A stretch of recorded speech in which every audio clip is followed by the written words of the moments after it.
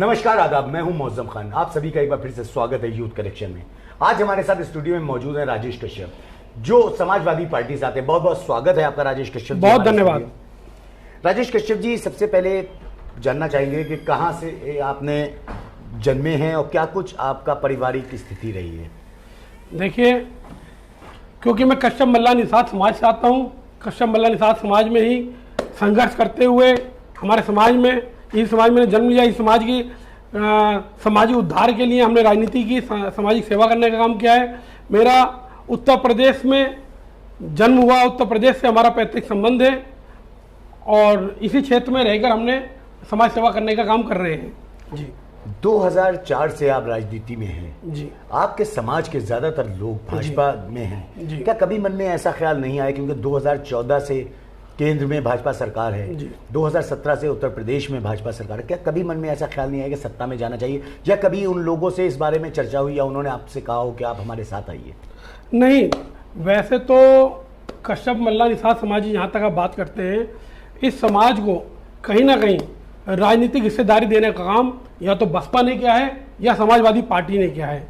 लेकिन पिछले कुछ समय से भारतीय जनता पार्टी ने एक आडंबर के नाते, आडंबर फैला के हर एससी ओबीसी दलित समाज के लोगों को अपने साथ जोड़ने का काम किया है। और पिछले कुछ समय से ही कश्यप मल्ला निषाद समाज भारतीय जनता पार्टी के साथ जुड़ा है। नहीं तो इससे पहले लगातार समाजवादी पार्टी के साथ ही सारा समाज था। और रही बात मेरी, मैंने कभी भारतीय जनता पार्टी की नीति से, इनकी आइडियोलॉजी से मेरे सिद्धांत नहीं मिले हैं। और मेरे सिद्धांत, जब से मैंने राजनीतिक क्षेत्र में जन्म लिया है, राजनीति करने का काम किया है, तब से मैंने समाजवादी पार्टी की सदस्यता 2004 में ली थी। और उस समय से लगातार आज तक मैं सिर्फ समाजवादी पार्टी के साथ लग के ही काम करने का काम कर रहा हूँ, सामाजिक सेवा करने का काम कर रहा हूँ। पार्टी में आपके पास क्या कुछ जिम्मेदारियां रही हैं? नहीं, पार्टी के द्वारा मेरे पास कोई जिम्मेदारी नहीं है। हालांकि मेरे द्वारा समाज के और गैर समाज के लोगों को बहुत जिम्मेदारियां दिलवाई गई, लेकिन मैंने एक नॉर्मल साधारण कार्यकर्ता के रूप में समाजवादी पार्टी के साथ जुड़ के समाज सेवा करने का काम किया है।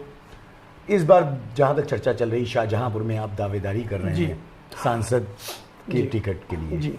क्या लगता है, अगर पब्लिक के बीच आएंगे तो किन वादों को लेकर आप पब्लिक के बीच आएंगे, और क्या कुछ शाहजहांपुर के लिए आपके मन में विचार चल रहा है?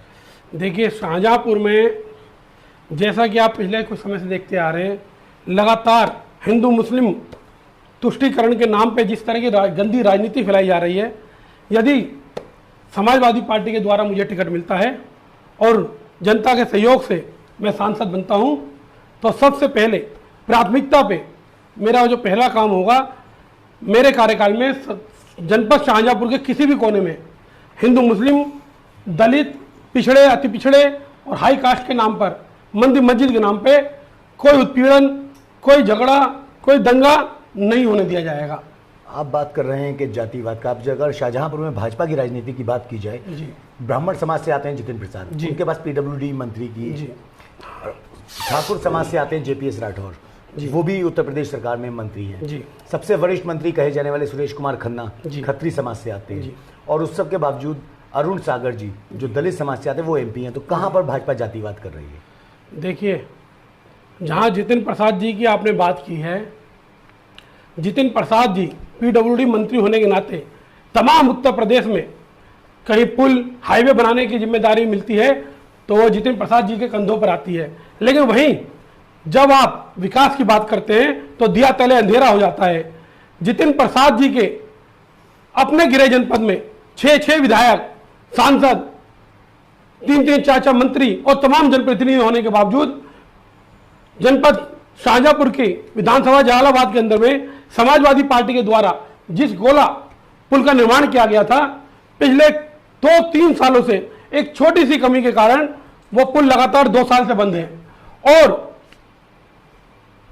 इतना बड़ा भाजपा का बहुमत होने के बाद भी, इतनी बड़ी जनप्रतिनिधियों के टीम होने के बावजूद आज तक उस पुल का नया बनाना तो छोड़िए, उसका मात्र मरम्मत तक नहीं की जा रही है जितिन प्रसाद जी के द्वारा। तो आप समझ लीजिए इनके द्वारा क्या विकास हो रहा है। और रही बात जात पात की हालत यह है कि आज किसी आप थाने में जाइए, चौकी में जाइए, तहसील में जाइए, अरुण सागर जी के नाम तक नहीं जानता है कोई।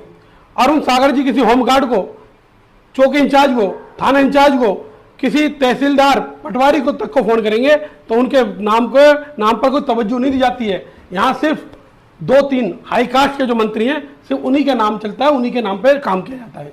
जी आपने कोलाघाट पुल की बात की जी, इस पर तो लगातार आप ही की पार्टी पर आरोप लगता आया है कि उसमें कमीशन खोरी हुई, जिसकी वजह से वो पुल भेंट चढ़ गया, भ्रष्टाचार की भेंट चढ़ा है। जी, इस पर क्या कुछ कहना है? हमारी सरकार 2012 से लेकर 2017 के बीच में रही थी। इसके बाद बाबा जी की सरकार का पहला कार्यकाल 17 से 22 का हमने देखा, 22 के बाद दूसरा कार्यकाल चालू हो गया है। यदि समाजवादी पार्टी के कार्यकाल में भ्रष्टाचारी हुई है, घूसखोरी हुई है, तो बाबा जी के जितने भी नेता अधिकारी मंडली है वो कहाँ से हो गई है? क्यों नहीं उसको फाइलों को खोला जाता है? क्यों नहीं हम पे करप्शन का चार्ज लगाया जाता है? क्यों नहीं हमें अंदर किया जाता है? ये सिर्फ एक आडंबर फैला के लोगों को बौखलाने का काम किया जा रहा है। असलियत में गोला पुल में जो एक बड़ी राजनीति चल रही है, उस पुल में क्योंकि पीडब्ल्यूडी मंत्री हमारे यहाँ जितिन प्रसाद जी और उप मुख्यमंत्री मान लीजिए सुरेश खन्ना जी को, और मैं तो कहता हूं शाहजहांपुर के मुख्यमंत्री सुरेश खन्ना जी हैं। इन दोनों में आंतरिक इस तरह का विरोध चल रहा है कि उद्घाटन कौन करेगा। सिर्फ उस उद्घाटन को लेकर जनता को मरने के लिए उस पुल के लिए छोड़ा गया है। आज तक उस पुल को चालू नहीं किया जा रहा है, सिर्फ इस छोटी सी बातचीत के लिए। जी, अभी कुछ समय पहले आपका एक फोटो और पोस्टर जो आपने शाहजहांपुर में इस्तेमाल किए थे बड़ा वायरल हुआ था, जिसमें आपने अपने नाम के आगे शूद्र लगा रखा था। क्या कारण था जो आपने अपना नाम को शूद्र राजेश कश्यप लिखा था? देखिए, अगर आप पौराणिक कथाओं को देखते हैं, त्रेता युग हो, द्वापर युग हो या आज कलयुग की बात करें, तो शूद्र शब्द सेवा करने के लिए उपयोग किया जाता है। शूद्र लोग जो होते हैं वो सेवा करने वाले लोगों को, सेवा करने वालों का पर्यायवाची शूद्र होता है। और क्योंकि मैं जनपद शाहजहांपुर में एक सांसद का टिकट का दावेदार हूं और सांसद बनकर जनता की सेवा करना चाहता हूं, तो मैं अपने नाम के आगे सेवादार भी लगा सकता हूं, सेवाकर्मी भी लगा सकता हूं, या मैं शूद्र भी लगा सकता हूं। इससे अलग मेरा उसमें कोई अभिप्राय नहीं था। जी, जहां तक आपने बात की कि शूद्र का जो मीनिंग आपने बताया कि सेवादार लगा सकता हूं, सेवक लगा सकता हूं, तो कहीं ना कहीं क्या कोई मजबूरी आ गई थी आपके सामने जो आपको कुछ समय के बाद वो सेवादार वाला शब्द हटाना पड़ गया? नहीं, भविष्य में उसके बाद किसी पोस्टर पर नहीं देखा गया, आप सीधा नाम लिख कर आता राजेश कश्यप? नहीं, ऐसा नहीं है। ये तो अपने समय के हिसाब से शब्दों में हेरफेर भी किया जाता है। अब जनता ने समझ लिया कि अब हम सेवा के करने के पर्पज से हमने सूत्र लगाया, तो जनता के पास मैसेज पहुंच गया, हमने रोक दिया। ऐसे तो भारतीय जनता पार्टी ने एक ट्रेंड चलाया था, मैं भी चौकीदार। थोड़े टाइम तक चौकीदार चला था, प्रधानमंत्री, मुख्यमंत्री, मंत्री, विधायक, एक छोटे से कार्यकर्ता ने भी अपने नाम के आगे मैं भी चौकीदार लगाया था। अब उन्होंने चौकीदार क्यों हटा दिया? ये समय समय के हिसाब से ट्रेंड चलता है, बस वही था ये।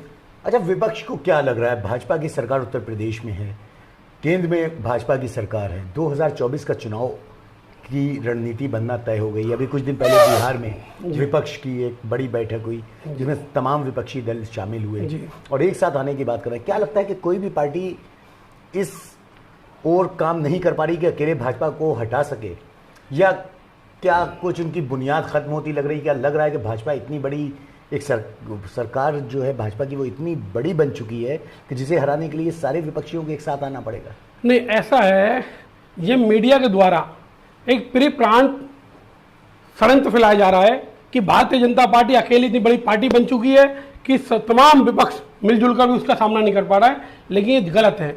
भारतीय जनता पार्टी के साथ किसी प्रदेश में आप चले जाइए, 2-2, 4-4, 5-5, 6-6 पार्टियों का गठजोड़ करके वो सरकार चला रही है। और क्योंकि आज भारतीय जनता पार्टी अपने गुरूर में इतनी मगरूर हो गई है, इतना घमंड में आ गई है कि धीरे धीरे वो संविधान को, बाबा साहब के संविधान को खत्म करने का ऊपर उतारू हो गई है। वो देश की जो आंतरिक सुरक्षा है, बाहरी सुरक्षा है, उस तक को दांव पे लगा रही है। देश का जो पैसा है वो अपने कुछ पूंजीपति दोस्तों के द्वारा उनके हवाले करके विदेशों तक भेजने को तैयार हो रही है। देश को वापस गुलाम बनाने के कगार पे जब भारतीय जनता पार्टी और माननीय नरेंद्र मोदी जी इस देश को ले जा रहे हैं, तब कहीं ना कहीं विपक्ष में बैठी हर पार्टियां मिलजुल कर संविधान बचाने के लिए, देश को बचाने के लिए एकजुट हो रही है। बाकी बीजेपी के साथ भी बहुत सारे पार्टियां गठजोड़ में रही हैं और अन्य विपक्षी दल के साथ भी अब सब लोग मिलकर इसलिए एक साथ होकर भारतीय जनता पार्टी से लड़ने की तैयारी कर रहे हैं। जी, 2024 में किन मुद्दों को लेकर जो विपक्ष है पूरा इकट्ठा होगा और किस तरह से मोदी का मुकाबला करेगा? देखिए, मुद्दे तो 1000 है। लेकिन बेसिकली आप अगर बात करें तो बीजेपी तो हर अपने मुद्दे पे फेल हुई है, चाहे वो 100 स्मार्ट सिटी की बात करो, चाहे 15 लाख रुपए देने की बात करिए, 2 करोड़ नौकरी की बात करिए, आदर्श गांव की बात करिए। बात तो की थी इन्होंने दाऊद इब्राहिम को वापस लाने की, लेकिन इन्होंने नीरव मोदी, मेहुल चोकसी ऐसे तमाम और लोगों को भी यहाँ से फरार कर दिया। बात हुई थी महंगाई मिटाने की, आप देखिए 80 रुपये वाला सरसों का तेल 200, 250, 300 रुपये किलो पहुँचा दिया। बाइक जो एक मोटरसाइकिल 40,000, 35,000 की आती थी वो 1.25 लाख को पहुँचा दी।